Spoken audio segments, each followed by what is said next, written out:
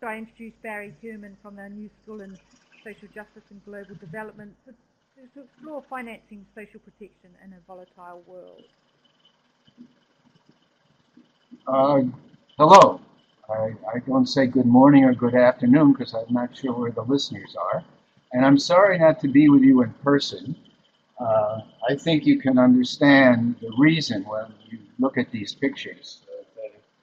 They're perhaps more enticing than what I'm going to say. But anyway, there it is. And okay, so I am going to talk to you today about financing social protection in a volatile world.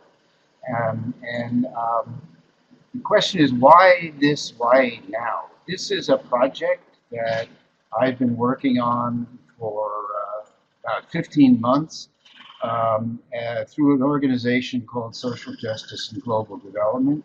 And I'm co-leading this project with my partner, Gemma Adaba. I have a background in economics, both 30 years at the UN and then 10 years teaching at the New School in New York in its graduate program in international affairs.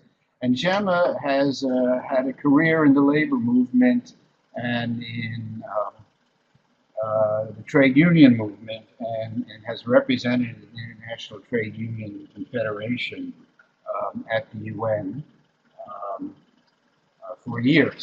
We are both now semi-retired, but not really. So how do we get into this issue on financing social protection? And the answer begins with the International Conference on Financing for Development in Addis Ababa in July of 2015.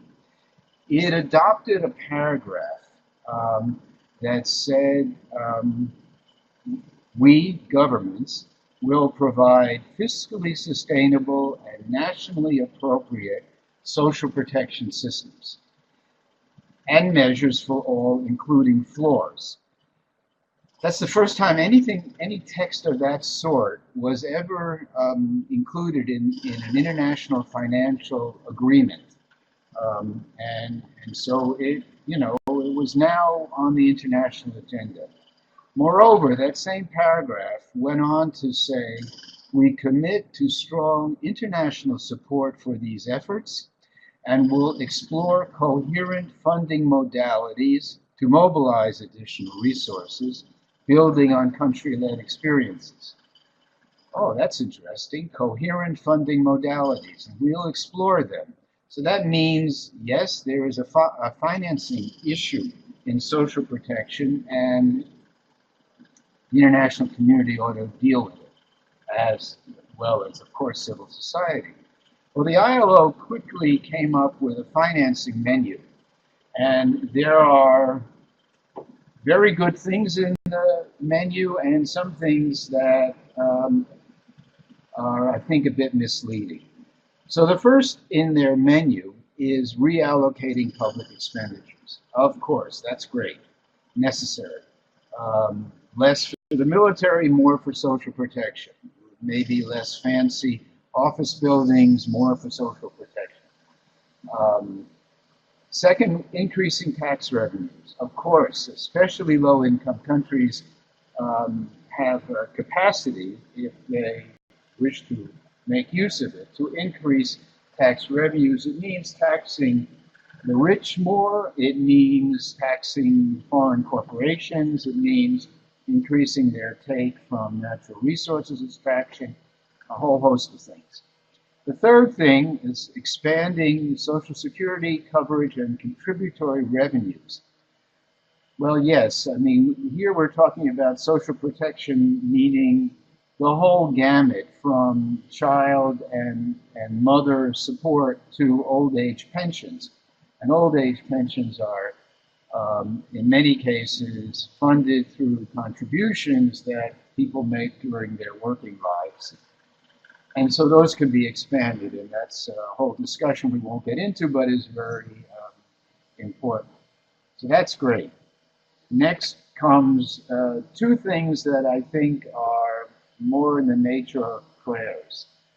Lobbying for aid and transfers. Yes, in fact, donors seem totally uninterested in providing aid for social protection transfers. They will provide aid. A number of donors will provide aid to help countries set up social protection systems or to improve them and expand them and so on. But for actual cash, I think it's just not going to happen. And the fifth item in this list was eliminating illicit financial flows. That also is important. That is to say, reducing corruption, reducing tax evasion, and that has to be done both at the country level and with international support. Don't want to get into that, but that requires a government commitment to do it and to lead from the host countries. Then there were three items which I thought were only partially relevant. The first one was using fiscal and foreign exchange reserves. Well, that's right, use them, but if you use them, they're gone. So for sustainable, protracted funding of social protection, that's not an answer. That will be an answer when there's a crisis, when there's an economic shock, and to deal with cyclical things. And I will get to that. That's the main thing I want to talk to you about. Secondly, they said, or number 7 in the whole list, was borrowing or restructuring existing debt. And in fact, borrowing is not a good idea as a way to finance social protection, other than in counter-cyclical ways. In fact, I was recently at a discussion among lawyers and investors about Venezuela. And it's clear that Venezuela's debt has to be reduced very substantially. Probably next year it will default. But then the question is, okay, creditors will lose money. Should they lose money? And among the arguments made by some of the people in the room, investors, by the way, is that, well, they were lending to Venezuela ostensibly for investment, for maintaining the oil production capacity, for infrastructure and so on. But the money was used for social purposes. And, well, while that is fine during a difficult period, it is not sustainable. And indeed, the investments weren't made, and there have been problems in the oil fields. And of course, restructuring existing debt can help, but you don't want to get into the situation where you have a debt crisis in the first place. And then the last I'll just mention is adopting a more accommodative macroeconomic framework. And here I would say only that you need to adopt a macroeconomic framework for macroeconomic reasons and not to support one part of your fiscal expenditures. Okay.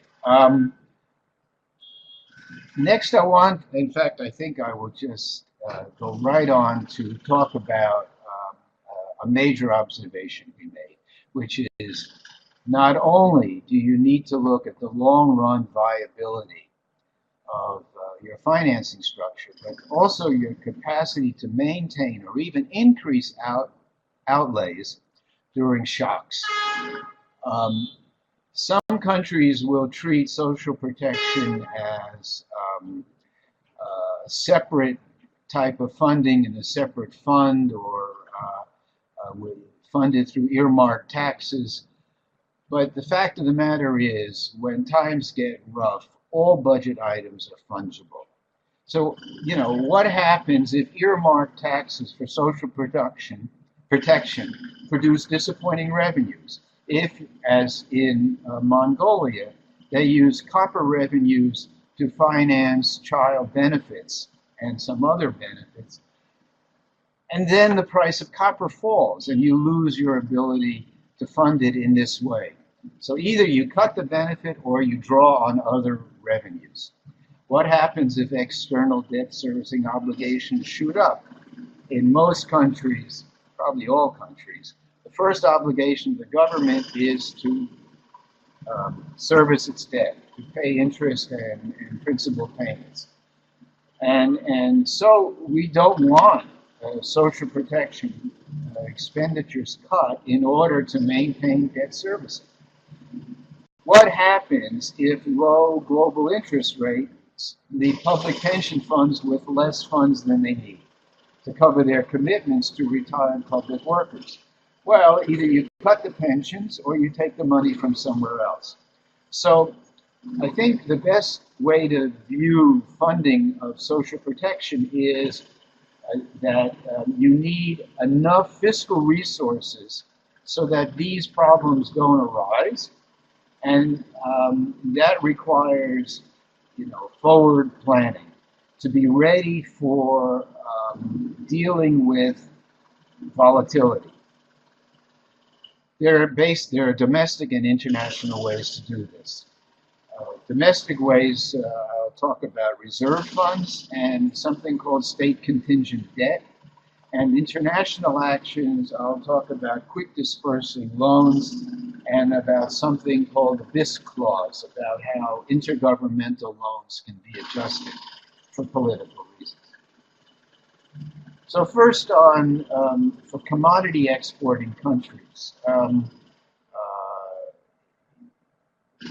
it is natural that prices will go up and down for the mineral exports. And so it makes total sense, if you want to smooth out fiscal revenues, that you take funds during strong times of strong prices and put them into reserve and then draw them during weak times. And Chile is a case in point. They have done that, and they have done it quite successfully. And one issue is that the how you decide when to draw. And it's important that this not be used politically, that the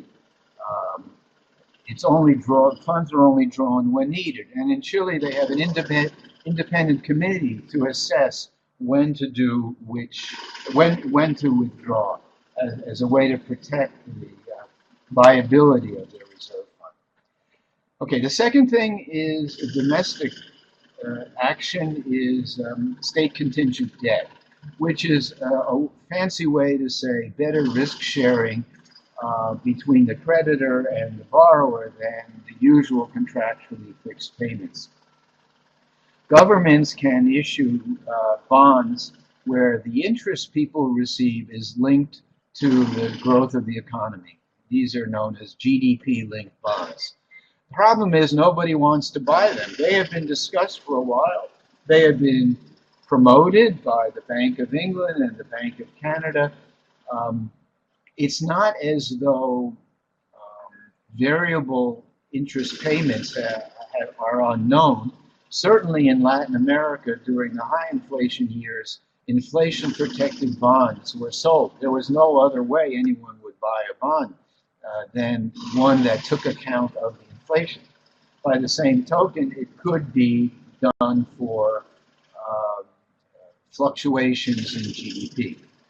And another method is something called a sovereign COCO. COCO is a contingent convertible, and the term applies really to something else. Banks already do it. Banks have loans, and if certain conditions happen, those loans are changed into equity. What's the difference? A loan has interest that must be paid. Equity pays dividends if the borrower profits and declares dividends. And so this is a way of sharing risk with a lender. This has not been used in sovereign lending, except there's one case where in Grenada, it restructured its debt, and in the new loans, the new bonds, there's a hurricane clause, which automatically postpones payments if a hurricane or some other issue triggers that. So there are ways of better risk sharing that sovereign government can use. And there is quite a bit of interest in this, I might say, the International Monetary Fund. And, you know, it's a question of getting some country to start doing these sorts of things and seeing if the market will take it. Secondly, international, what I would call international actions. And mainly these are quick dispersing loans. A country pre-qualifies by having not had a troubled economy. In the parlance of the International Monetary Fund, they have a good Article 4 consultation, and they're not under IMF adjustment programs. So the IMF has a program. They recognize that this is a need to quickly disperse funds to maintain essential services. So the IMF has something called a rapid credit facility for low-income countries. Interest rate, 0. Repay it over 5.5 to 10 years. If you're not a low-income country, a medium or higher income developing country, they have something called a rapid financing instrument. It pays standard interest. You repay it over 3.5 to 5 years. They even have something they call a flexible credit line, where it's a credit line. Countries can draw it if they need it. The conditions are very stringent, so it's very rarely used, but the point is the principle is there.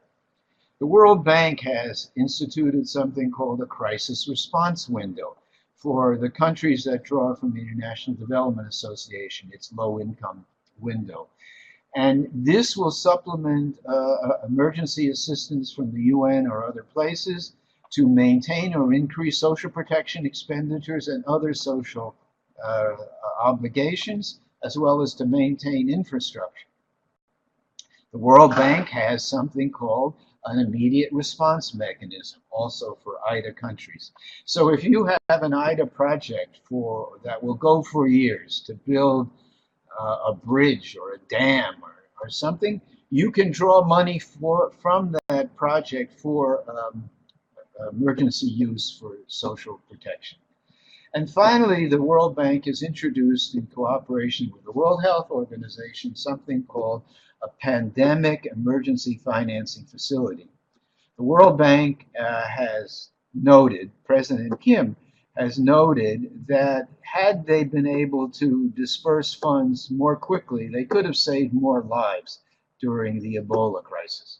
So now they have established this. So the concept of quickly dispersing international assistance to maintain or even increase social protection is there. It's there in the international arrangements. And there are others. For example, countries in the Chiang Mai Initiative, which is ASEAN, China, Japan, and Korea, can loan money to each other on need. Finally, the second class of actions are reducing or delaying debt payments. The Agence Française de Développement has something called a prêt contracyclique. It gives the borrowing government the option to take 5 years of its standard 10-year grace period when no payments are required, and use that 5-year anytime during the loan, including at the end, so that they can extend the maturity for 5 years. I think that, as far as I know, that's the only example of currently of loans, intergovernmental loans, that allow the debtor to choose to delay if they find it necessary. But this is not a new idea. The U.S. lent money under Lend-Lease to the Brits during World War II on these terms, and the Indonesia debt restructuring in the 1960s also contained this kind of clause. Most common, however, is the creditor grants relief, and it's usually negotiated over years. It is not something that is quick dispersing. The most famous is the HIPC initiative and the multilateral debt multilateral debt relief initiative. And I mention them because, number one, they were substantial relief packages. And in the case of the HIPC, they were aimed at helping countries reduce poverty. And the MDRI aimed at helping countries achieve the Millennium Development Goals. So those reasons for giving relief were, although the relief was not quickly given, those reasons are relevant. Finally, the Paris Club, which is the government donors club, government creditors club, because these are all loans, has on various occasions unilaterally offered to postpone debt payments. They did it during the tsunami in Southeast Asia. They can do it during hurricanes. They have offered it to Liberia as peace building, in support of peace building. And finally, the IMF has a facility in which donors have paid into a trust fund. And if there's some catastrophe in the country, then that trust fund will pay the interest and principal that falls due on loans to the IMF. That's the nearest thing to what I have been trying to emphasize as quick dispersing international support. Is this enough? Probably not.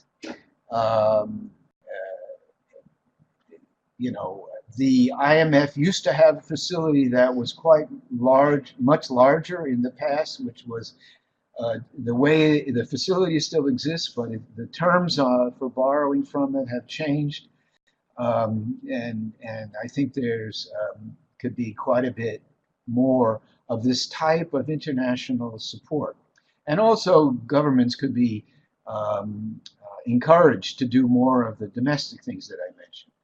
But I'm not the only one who thinks this. The international community has said, we better find out. And at the meeting of the Financing for Development Follow-Up Forum, which is a follow-up to the Addis conference that I started talking about, when I started talking that I mentioned, the FFD Follow-Up Forum included in its agreed outcome document that the interagency task force, which basically serves as the secretariat for this financing for development process, should prepare an inventory of domestic and international financial instruments and funding modalities and existing quick dispersing international facilities and the requirements for accessing them. They should do this inventory, put it in their 2018 report, and in 2018, the Intergovernmental Meeting on Financing for Development will consider them. And so we will have more information in a year, and I think lively discussion. But I think the most encouraging thing is there seems to be a recognition in the international community, first of the priority for funding social protection, and second three things: priority of social protection, sustainable funding in the long run, and ability to handle volatility. And that's my message. Thank you. And I'm sorry I can't remain online with you